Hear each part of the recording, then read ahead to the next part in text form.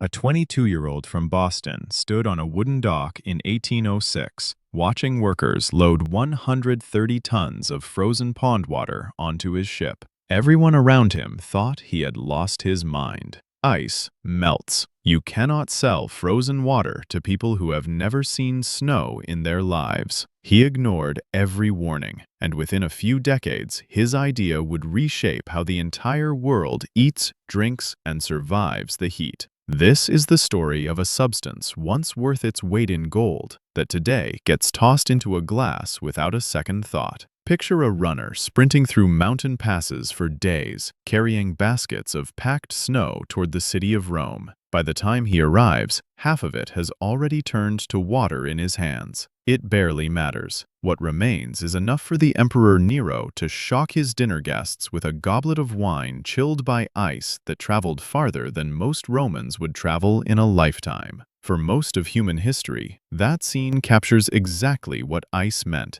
A privilege stolen from nature at enormous cost, reserved only for the most powerful people alive.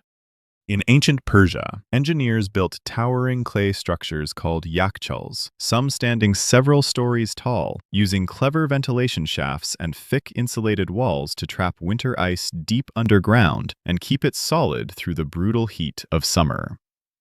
Officials in imperial China held the specific job title of icekeeper, responsible for cutting blocks from frozen rivers and guarding them through the months of scorching heat, purely so the emperor could cool his drinks.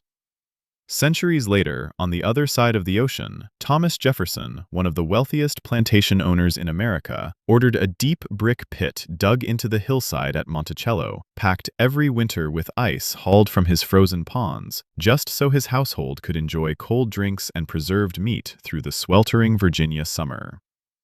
For an ordinary family living anywhere near the equator, none of this existed at all. Summer heat in the Caribbean, in India, in the river towns of the American South, simply had to be endured, along with the sickness and spoiled food that came with it. Nobody imagined that gap between the freezing north and the sweltering south could ever become a business. Nobody, except one stubborn young man from Boston. Frederic Tudor grew up skating across frozen Massachusetts ponds every winter, then sweating through brutal southern summers on family trips. That contrast planted an idea in his head that even his own friends called ridiculous. Natural ice formed for free every winter on ponds outside Boston. What if it could be cut, shipped, and sold to people who would pay almost anything to feel cold again? In 1806, he loaded that first ship bound for the island of Martinique. It was a disaster. Much of the ice melted during the crossing, and the island had no building capable of storing what survived, so it simply turned to water on the dock before anyone could buy it. Tudor actually suggested wrapping the remaining ice in blankets to keep it cold, an idea that made about as much sense as it sounds. He lost a fortune. Undeterred, he sent more shipments to Cuba over the following years, and lost money on nearly every single one. By 1812, his debts had grown so severe that he was thrown into debtor's prison, with creditors reportedly chasing him down to the very edge of the Boston docks before he could escape on his next voyage. Most people would have walked away at this point. Tudor did the opposite. He studied his own failure with almost obsessive precision and rebuilt his entire operation piece by piece. He arranged for proper insulated ice houses to be built in Havana before his ships ever arrived. He discovered that sawdust, a completely free byproduct that lumber mills usually threw away, made excellent insulation for the long ocean crossing. By 1815, still buried in personal debt, he somehow scraped together enough money to build a proper ice house in Havana, large enough to hold 150 tons. Then came the breakthrough that changed everything. In 1825, an associate named Nathaniel Wyeth invented a horse-drawn ice plow, a simple blade that could cut clean, uniform blocks directly from a frozen pond, far faster than any man swinging an axe. Almost overnight, Tudor's production tripled. The man who had once been chased by sheriffs across a Boston wharf was finally, after nearly 2 decades of failure, building something that worked. With Cuba finally profitable, Tudor set his sights on something almost absurd: In 1833, he loaded a ship bound for Calcutta, a 4-month voyage across nearly 16,000 kilometers of open ocean, carrying nothing but frozen water toward one of the hottest cities on Earth. British colonists in India had spent decades enduring merciless heat with no way to cool anything at all. When Tudor's ship finally reached the harbor, the reaction bordered on disbelief. A local newspaper called it a genuine blessing for the health and comfort of the entire city, and grateful residents even sent Tudor a gift of thanks for making the impossible real. Word of American ice spread fast. In 1844, a rival company began shipping ice from Wenham Lake in Massachusetts straight to London, and set up a shop window on one of the city's busiest streets, displaying a massive block of ice so clear that passers-by could read a newspaper held behind it. Londoners had never seen anything like it. Queen Victoria herself requested a sample, and her royal approval instantly transformed a block of frozen pond water into a fashionable status symbol among British aristocracy. Back in America, the scale of the business kept climbing. Ice soon became the second-largest export of the entire United States, trailing only cotton. New York City alone burned through nearly 1 million tons of it every year, much of it destined for local breweries, while Chicago's booming meatpacking industry depended entirely on a steady ice supply just to keep operating past the first hot week of summer. Before reliable ice, slaughterhouses simply shut down when the weather turned warm, unable to preserve meat for more than a day or two. Ice did not just cool drinks, it gave birth to an entirely new kind of food industry, one that could finally operate all year round.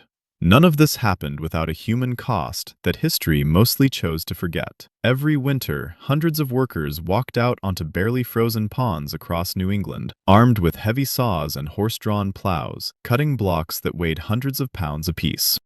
The work began before sunrise and continued through bitter cold that regularly dropped far below freezing. A single wrong step could mean plunging through thin ice into water cold enough to kill a man within minutes, and historical records describe workers who drowned during ordinary shifts, their bodies sometimes not recovered until the ice finally melted the following spring. Companies hired hundreds of seasonal laborers at a time, mostly poor farmers desperate for any income during the dead months of winter when no other agricultural work existed. They lived in crowded, hastily built boarding houses beside the ponds, paid barely enough to survive, entirely at the mercy of the weather. A winter that was not cold enough meant no ice, which meant no wages at all for hundreds of families waiting through the season. The comfort and luxury that wealthy families enjoyed in Calcutta and London was built, quite literally, on the frozen hands of men whose names never appeared in a single history book.